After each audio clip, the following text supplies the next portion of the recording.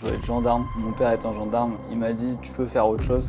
Les kinés qui passent dans les chambres, bonjour, vous dormez, hop, ils se barrent, les pieds sur la table en train de jouer à Candy Crush et en même temps dire oh, on a trop de boulot. Souvent je repense au maître de stage que j'avais eu à l'hôpital qui me dit je fais le moins de merde possible avec ce que j'ai. Du coup j'essaye de tout donner dans le temps que j'ai et dans ce que je peux donner aux patients. Mais il manque des compétences de kiné mais aussi de communication. KTT School, ça m'a apporté les compétences et les outils, ça m'a apporté un coup de pied au cul pour me lancer sur les réseaux. Écoutez, je suis ravi de vous retrouver aujourd'hui en compagnie de Morgane qui du coup a fait la Training Therapy School, la première promo il y a maintenant un peu plus d'1 an et l'objectif aujourd'hui ça va être qu'on puisse échanger un petit peu sur ton parcours et la relation que tu as pu avoir avec ce métier de kiné depuis tes débuts jusqu'à aujourd'hui. Qu'est-ce qui a changé, comment tu as vécu l'évolution de l'intérieur de ta pratique. L'idée c'est de partager surtout ton retour d'expérience avec l'ensemble de nos confrères qui pourraient se retrouver dans ce que tu vas nous partager. Okay. Ça te va ? Nickel. Bah écoute, c'est parti. La première question du coup que j'ai à te poser, c'est comment t'es venue cette envie de devenir kiné? Oula, ça remonte un peu. J'étais au lycée. Au départ, rien à voir, je voulais être gendarme. Ok. Ok. Et puis, mon père étant gendarme, il m'a dit tu peux faire autre chose.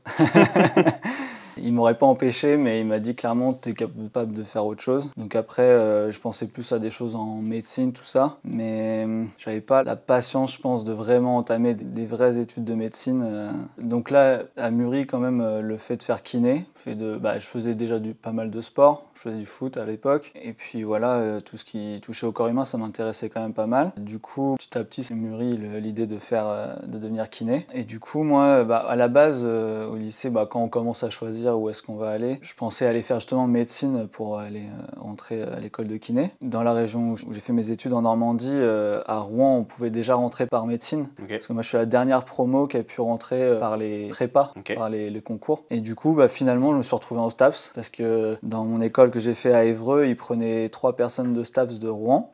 Et du coup, j'ai fait STAPS avec une seule idée en tête, réussir à la passerelle kiné. Vraiment, il n'y avait pas de plan B. C'était ça ou rien. Je savais pas quoi. Donc c'était le tout pour le tout. Maintenant, je crois qu'ils font vraiment juste aux notes, quoi. Cette année-là, il y avait encore ils ont envoyé quand même les meilleurs, mais c'était après un entretien avec les dirigeants de l'école qui choisissaient qui ils voulaient dans l'école. Et donc, j'étais bien classé déjà de base, mais ça voulait absolument rien dire pour eux. Ils sélectionnaient un dossier, quoi. Ils savaient qu'ils avaient les meilleurs, donc ils faisaient table rase de ça et ils prenaient par rapport au feeling. Voilà. Super. Et voilà, je suis rentré à l'école.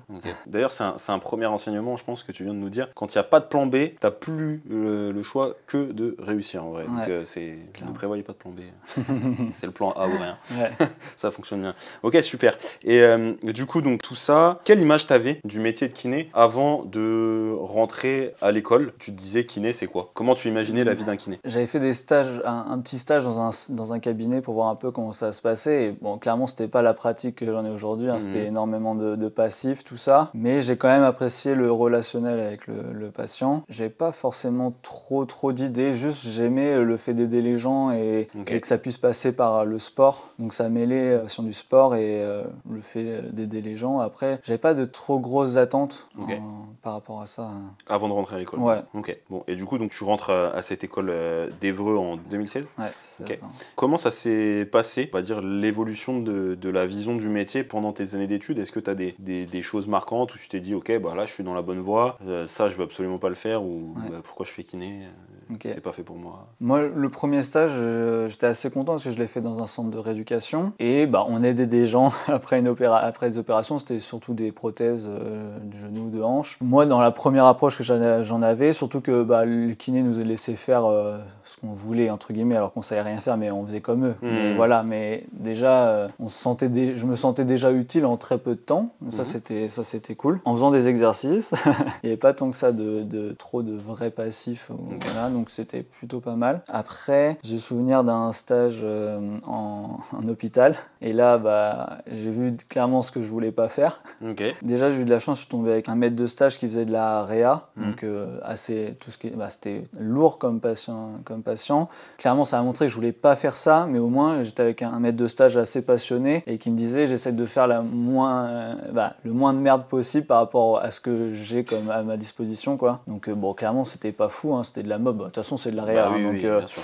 mais voilà, il prenait le temps qu'il avait besoin avec chaque patient et tout. Mais il y avait tout l'opposé de les kinés qui passent dans les chambres. Bonjour, vous dormez, hop, ils se barrent, les pieds sur la table en train de jouer à Candy Crush et en même temps dire oh, on a trop de boulot. Donc ça. C'est une blague, je pense. Ouais, non, je crois pas. Ah, merde.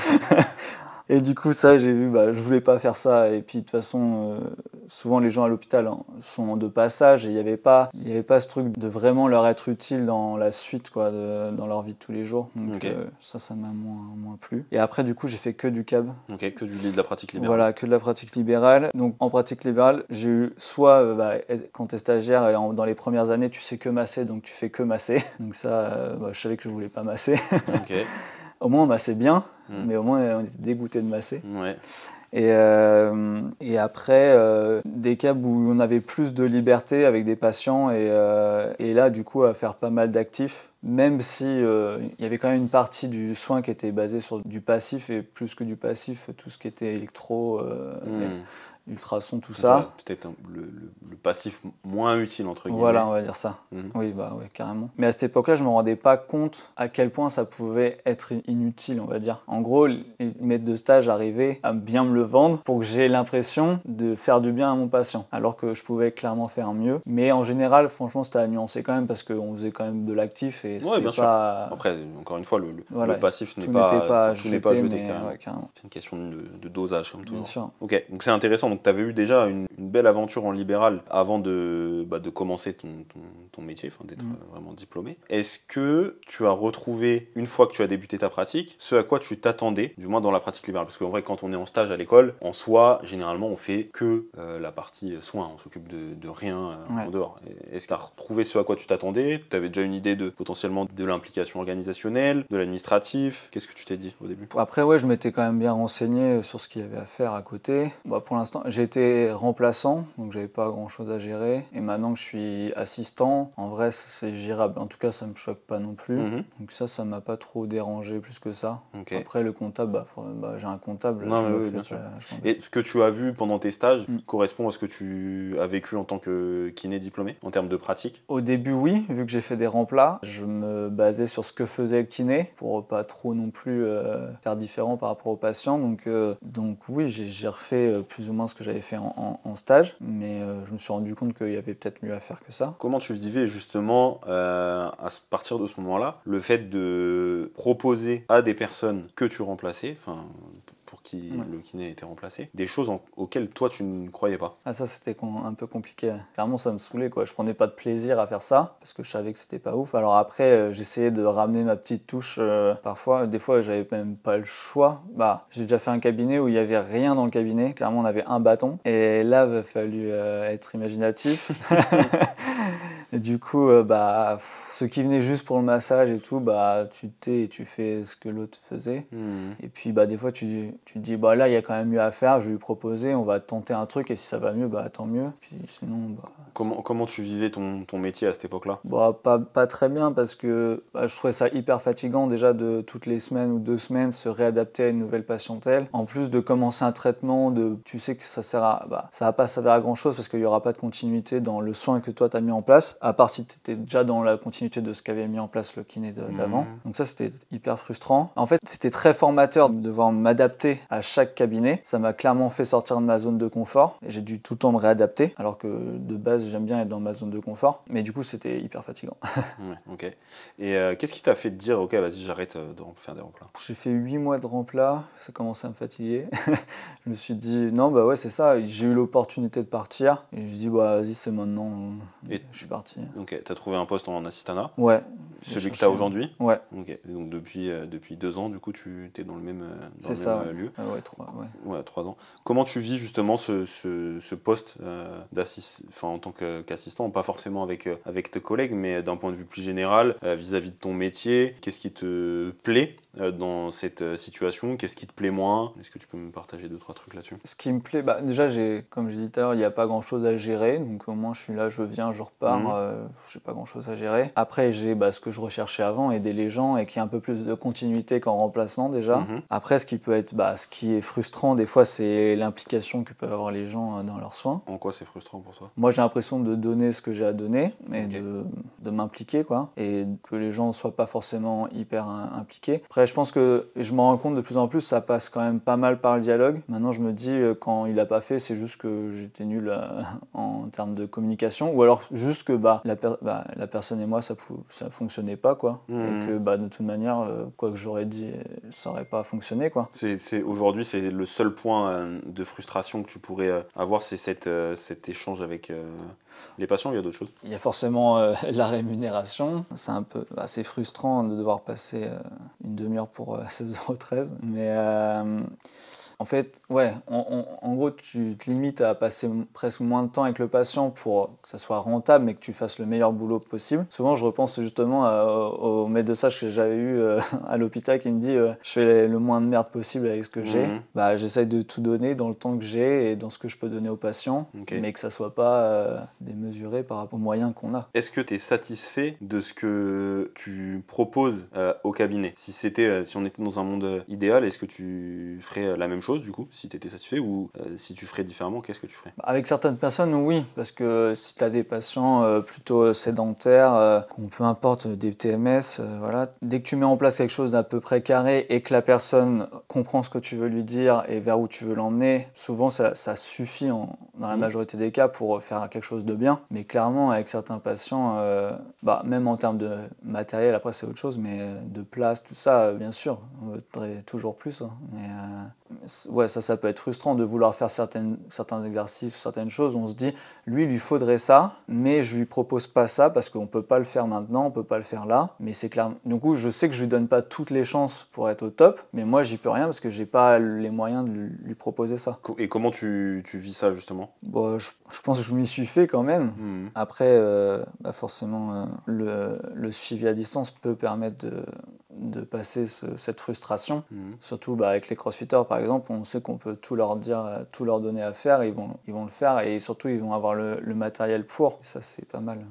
Et justement tu parles de suivi à distance. Quel a été l'élément déclencheur pour toi qui a fait que tu t'es dit ok, bon là ça fait un certain temps que je travaille en libéral, il y a les problématiques que tu viens d'énoncer, il faut que je change quelque chose? Justement c'est quand j'ai commencé à avoir un peu plus de gens, de personnes du CrossFit au cabinet de ma box, j'ai commencé à leur faire des petits programmes gratuitement en plus de la rééducation pour que eux de leur côté ils puissent faire quelque chose, quitte à ce qu'on se voit moins souvent, mais avoir vraiment une continuité et qu'ils fassent vraiment ce que je leur dis. Déjà eux ça les motivait d'avoir quelque chose écrit et de pas juste se rappeler de ce qu'il fallait faire, un truc carré, et puis après on refaisait le point toutes les 2-3 semaines en fonction de ce qui se passait. Et ça m'a montré que déjà ça marchait bien de donner des programmes aux personnes. Et puis après en voyant aussi tout ce que vous faisiez ou d'autres kinés, ça m'a montré que c'était possible aussi. Et justement c'est la période où juste avant que vous lanciez la TT School, je me disais là il y a quelque chose à faire, mais je sais pas comment le faire, je sais pas comment me lancer,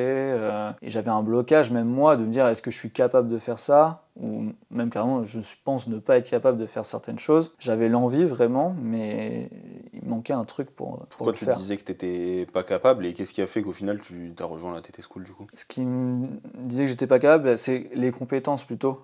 Même tout ce qui était pas forcément compétences personnelles, mais les outils pour le faire, pour faire le suivi, tout ça, je connaissais pas par quoi on pouvait passer, comment ça se passait même en fait un suivi. Moi j'ai jamais fait de suivi personnellement, donc je savais pas vraiment comment ça se passait. Il me manquait certaines clés, je savais que j'en étais pas si loin que ça, mais il me manquait des petits trucs, et puis il me manquait des compétences aussi clairement de kiné, mais aussi de communication, tout ça. Bien sûr.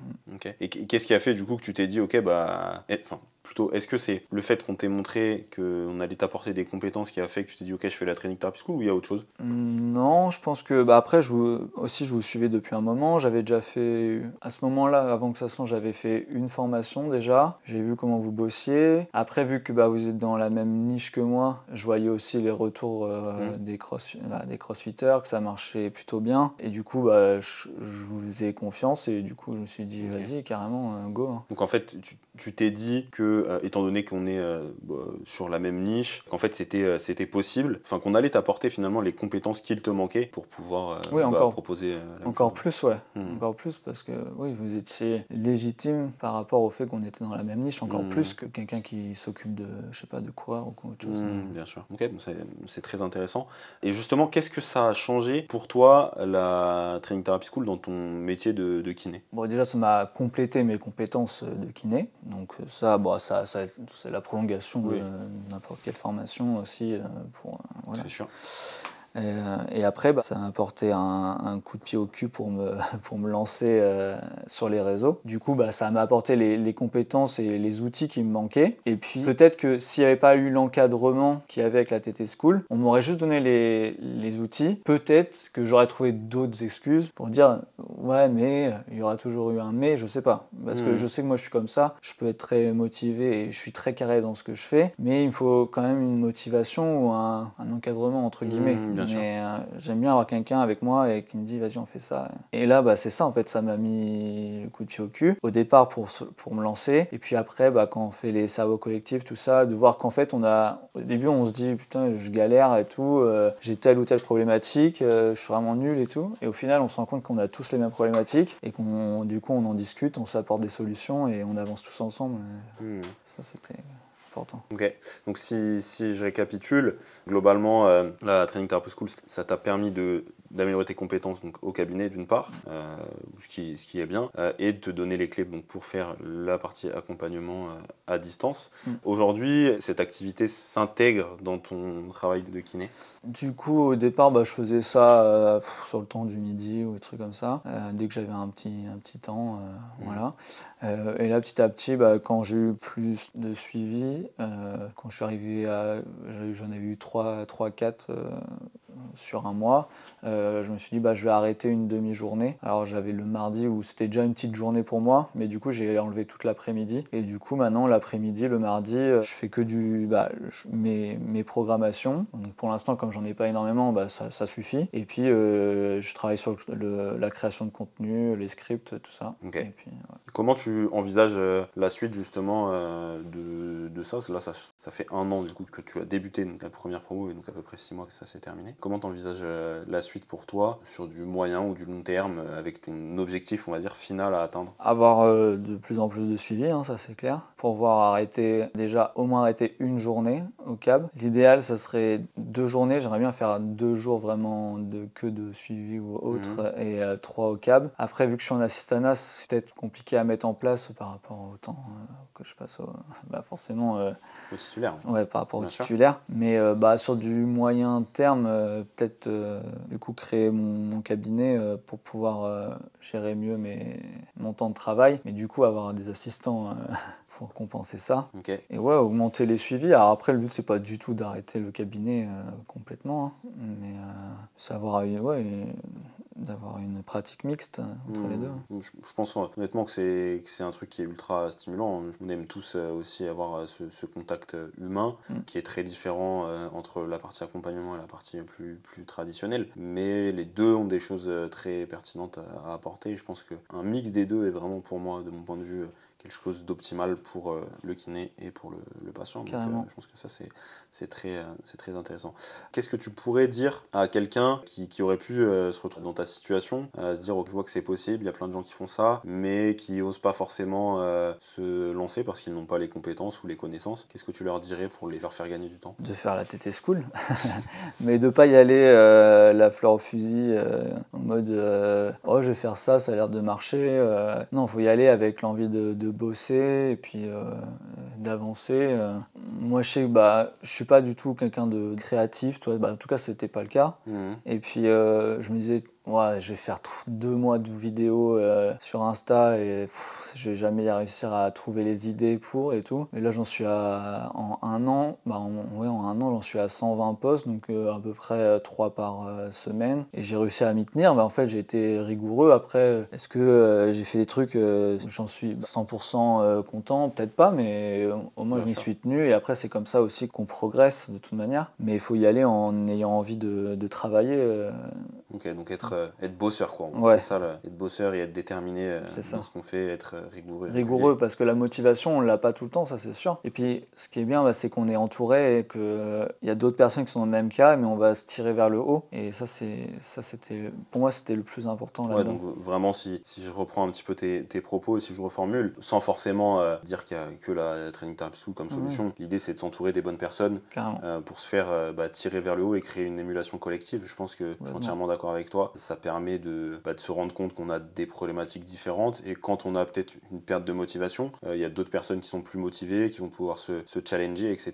Et je pense qu'en effet, c'est ultra pertinent et c'est ce qui a fait, avec le recul, je pense, une de nos forces aussi avec Thomas, c'est qu'on était deux. Et forcément, c'est, je pense, plus facile parfois, pour certains points, à deux, parce que des fois, après nous ça va, mais ça peut être un peu plus compliqué. C'est clair. Bien, donc en tout cas, je te remercie pour cet échange et ce partage très intéressant sur ton parcours. Je pense qu'il y a beaucoup de kinés qui se retrouveront un petit peu dans le parcours que tu as eu, avec le fait de faire des remplacements, d'être vachement frustré par cette pratique-là, puis de se retrouver en libéral avec les problématiques que l'on connaît aujourd'hui. Donc, en tout cas, c'est très intéressant et puis j'espère que ça va continuer sur cette voie et que tu arriveras à atteindre ton objectif souhaité. C'est tout ce que je peux te souhaiter. En tout cas, écoute, bonne journée à tous et puis à très vite, en tout cas pour un nouvel épisode. Si comme Morgane, toi aussi tu as envie de sortir de la routine du cabinet et de développer un projet pro beaucoup plus épanouissant, avec une meilleure rémunération et plus de temps libre, clique sur le premier lien en description ou sur la fiche juste à droite de ma tête. Avec Thomas, on t'a préparé une vidéo totalement gratuite dans laquelle on te partage les 3 étapes pour y arriver.